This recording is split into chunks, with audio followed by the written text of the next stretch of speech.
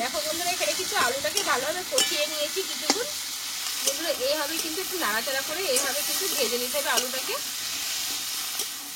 একদমই মাছের তেলটা দিয়ে বন্ধুরা একদম ভাত খাওয়া হয়ে যাবে। নমস্কার বন্ধুরা, কাকুলি কিচেন হাউসে সবাইকে স্বাগত জানিয়ে তোমাদের কাছে নতুন রেসিপি নিয়ে চলে এসেছি। তা আজকের রেসিপি আশা করি ভালো লাগবে। আজকে আমি তোমাদের বানিয়ে দেখাবো মাছের তেলের একটা রেসিপি, একদম নতুন ধরনের। তাও বন্ধুরা অনেকেই খাও না তিতকুটে বলে, তা আমি কিভাবে বানাচ্ছি তোমরা দেখতে থেকো, নিশ্চয়ই ভালো লাগবে এইভাবে রান্না করলে। তাহলে চলো রান্নাটা আমি শুরু করি। দেখো বন্ধুরা এখানে কিন্তু মাছের তেলটা নিয়ে নিয়েছি, অনেকটা পরিমাণে আছে। আর বন্ধুরা এখানে কিন্তু দেখো দুটো কিন্তু এখানে পটকা নিয়েছি, এটা আমি কিন্তু একটু কেটে নিয়েছি। আর তেলে দিলে কিন্তু এটা ফাটে, তোমরা সবাই জানো, তার জন্য কিন্তু আগে একটু কেটে নিয়েছি সাইডে, কিন্তু পুরো একদম চিপসে গেছে। এইটা আমি রান্না করে দেখাবো। আর এখানে নিয়েছি বড় সাইজে দুটো আলু, ছোট ছোট কেটে নিয়েছি আগে। চরমটা এবার ধরিয়ে নেবো আমি। বন্ধুরা এখানে মাছের তেলটা রেডি করে নিয়েছি, আমি এই উনুনটা ধরিয়ে নিলাম। দেখো কড়াটা দিকে গরম হয়ে গেছে। দেখো বন্ধুরা এখানে কিন্তু কড়াটা গরম করে নিয়েছি। আর এইখানে নিয়েছি অল্প একটু সরষের তেল, কিন্তু এই তেলটা লাগবে না, আমি অল্প করে একটু নিয়ে নেব। দিয়ে চারিদিকে কড়াইটা আমি এভাবে মাখিয়ে নেব।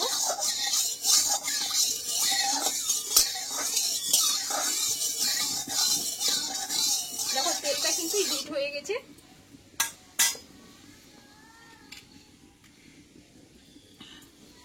আর এখানে নিয়েছি একটা লবঙ্গ, একটা দারচিনি স্টিক, আর একটা নিয়েছি এলাচ, আমি দিয়ে দেবো।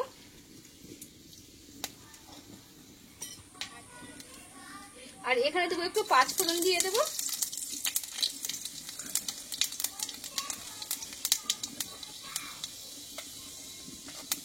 আর দেবো একটু লবণ, আর দেবো একটু হলুদ গুঁড়ো।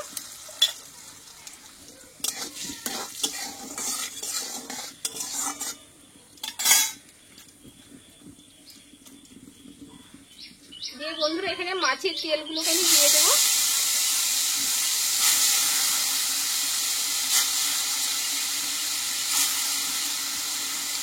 দেখো পটকাগুলো কিন্তু আমি একই সঙ্গে দিয়ে দেবো, দিয়ে আমি তেলটা বার করে নেব।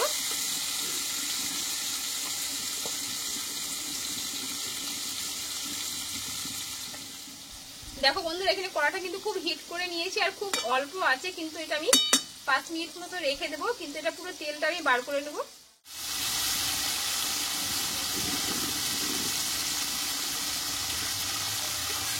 দেখো বন্ধুরা আমি এবার একটু খুন্তি দিয়ে একটু নাড়াচাড়া করে দেবো। দেখো তেলটা কিন্তু অনেকটাই বার হয়ে গেছে, আমি আরো কিছুক্ষণ রান্নাটা করে নেব।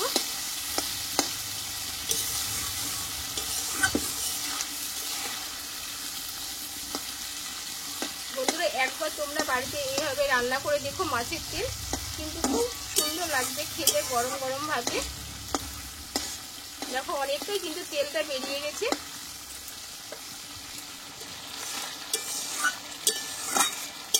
দেখো বন্ধুরা এখানে কিন্তু তেলটা খুব সুন্দরভাবে আমি বার করে নিয়েছি। আর এখানে কিন্তু এই পটকাগুলো কিন্তু ভালোভাবে দেখো বন্ধুরা ভাজা হয়ে গেছে।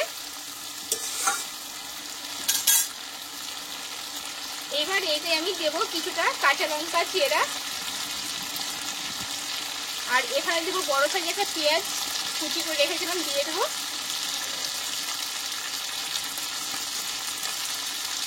দিয়ে এই পেঁয়াজটা আমি তেলের সঙ্গে কিছুক্ষণ একটু ভেজে নেবো এইভাবে।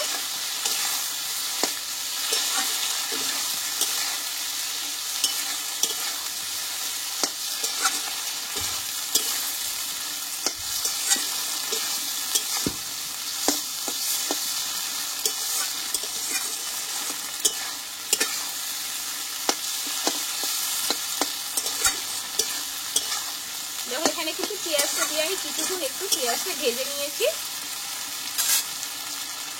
এবার এখানে দিয়ে দেবো কেটে রাখা আলু।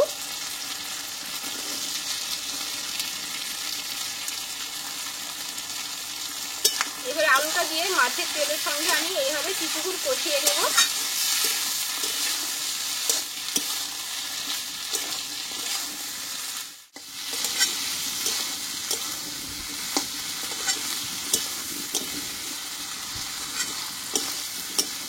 দেখো বন্ধুরা এখানে কিন্তু আলুটাকে ভালোভাবে কষিয়ে নিয়েছি কিছুক্ষণ।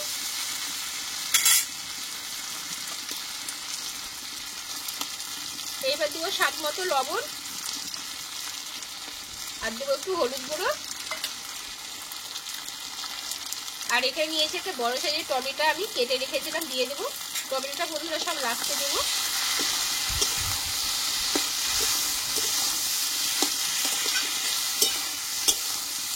দিয়ে আরো আমি 2 মিনিট মতো এইভাবে আলুটাকে কষিয়ে নেব।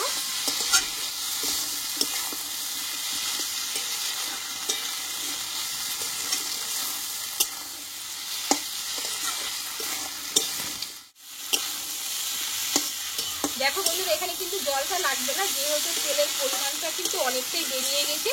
আর এই তেলটাতে কিন্তু পুরো রেসিপিটা কিন্তু আমার রান্না হয়ে যাবে, আলুটা কিন্তু এতে সিদ্ধটাও হয়ে যাবে।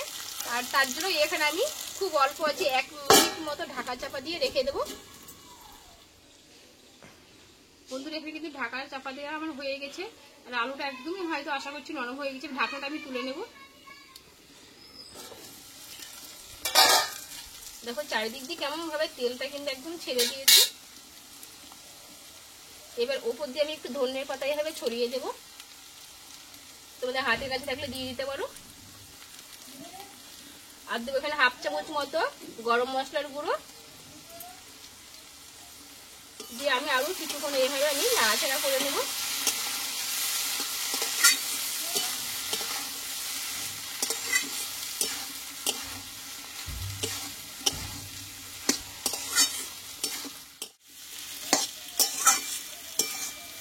বন্ধুরা ধনিয়ার পাতা গরম মশলার গুঁড়োটা দেওয়ার পরে কিন্তু কিছুক্ষণ আমি আরো নাড়াচাড়া করে নিয়েছি।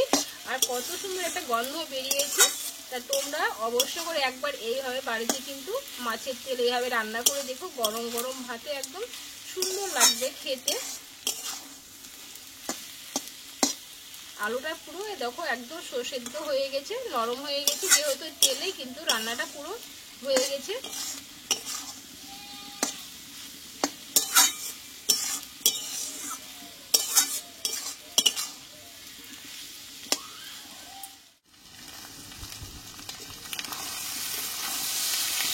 বন্ধুরা এইভাবে কিন্তু একটু নাড়াচাড়া করে এইভাবে কিন্তু ভেজে নিতে হবে আলুটাকে।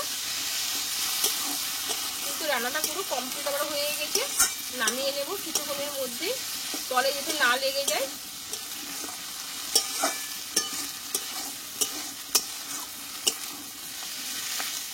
একদমই মাছের তেলটা দিয়ে বন্ধুরা একদম ভাত খাওয়া হয়ে যাবে।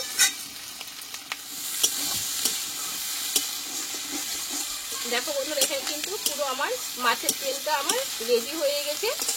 এবার নামিয়ে নেব।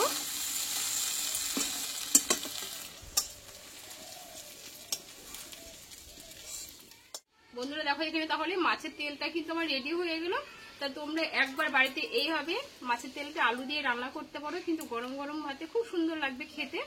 তা আমার রেসিপিটা তোমাদের কেমন লেগেছে অবশ্যই কমেন্ট করে জানাবে। যদি ভালো লাগে একটা লাইক করে দিও আর বন্ধুদের শেয়ার করে দিও। আবার পরে তোমাদের কাছে অন্য কোনো নতুন রেসিপি নিয়ে আসবো। তোমরা ভালো থেকো, সুস্থ থেকো। টাটা।